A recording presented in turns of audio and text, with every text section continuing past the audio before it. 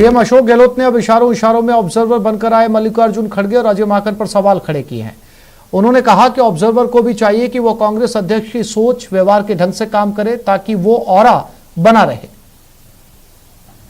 वो तो देखिए, जो ऑब्जर्वर आएंगे जब एक बार फैसला हुआ तो ऑब्जर्वर तो बहुत बड़ी पोस्ट होती है। Observer on behalf of Congress president आते हैं, तो ऑब्जर्वर को हम लोग उसी ढंग से व्यवहार करते हैं। और ऑब्जर्वर को भी चाहिए कि वो कांग्रेस प्रेसिडेंट के बिहाफ पे आए हैं, तो कांग्रेस प्रेसिडेंट की जो पर्सनालिटी है, जो सोच है, जो व्यवहार है, जो उनका ऑरा है, उसको वही काम करें यहाँ पर आके, जिससे कि उनके वो ऑरा बना रहे।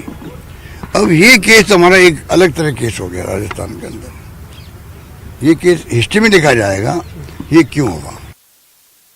वहीं सीएम अशोक गहलोत ने सुबह पहली बार बागी विधायकों के नाराज होने की वजह भी खुलकर सामने रखी। इसके साथ ही उन्होंने पायलट गुट पर भी निशाना साधा और बीजेपी को आड़े हाथों लिया।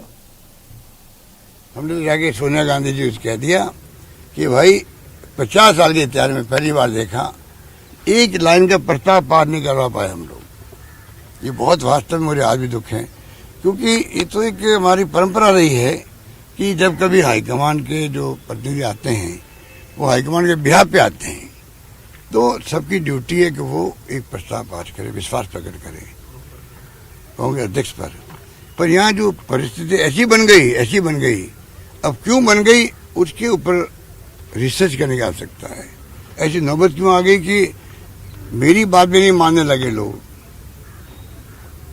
जब हमारे पीसी ने उनको कहा एमएलए को जाके कि भाई आप चलो, एक प्रस्ताव पास करने का तो कायदा होता है, तो गुस्से में बोले हमने तो इस्तीफे दे दिए, हमने ये कर दिया।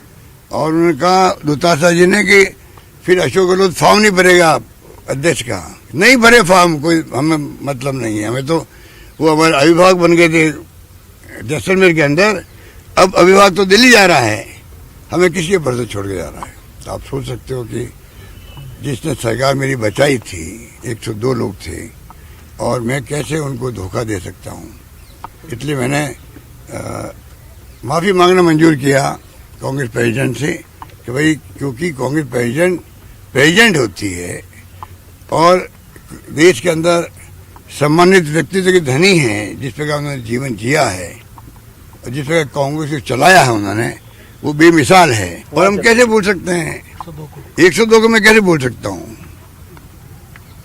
मैं कहाँ रहूँ नहीं रहूँ अलग बात है, पर जिससे मैंने वादा किया मैं आपका अभिभावक हूँ, उनको मैं कैसे बोल सकता हूँ बताइए आप। आज मेरे खिलाफ उनमें से कुछ मान लीजिए 2-4 लोग कमेंट भी करते हैं, तब भी मैं उनका एहसान कैसे बोल सकता हूँ, क्योंकि उन्होंने तो मेरे लिए सगा बचाई थी। बीजेपी तो हर वक्त ये कोशिश करेगी कैसे सरकार को डिस्टर्ब करे, अनस्टेबल करें, कैसे सरकार बस चले गिरा दें, जो गिरा नहीं पाए थे उस वक्त भी। वो बीजेपी पूरी मिली हुई थी उस वक्त भी इन लोगों से। अमित शाह के यहाँ मीटिंग हुई थी, सब जानते हैं। विधायक गए थे, कुछ विधायक गए थे, बातचीत भी हुई थी। अमित शाह जी, धर्मेंद्र प्रधान जी, जफर इस्लाम जी सब बैठे खूब बातचीत कर रहे थे। वो अमित शाह जी खूब मिठाई खिला रहे थे हमारे विधायकों को, हंस करके थोड़ा इंतजार। आखिर में सच्चाई की विजय हुई और सरकार बच गई।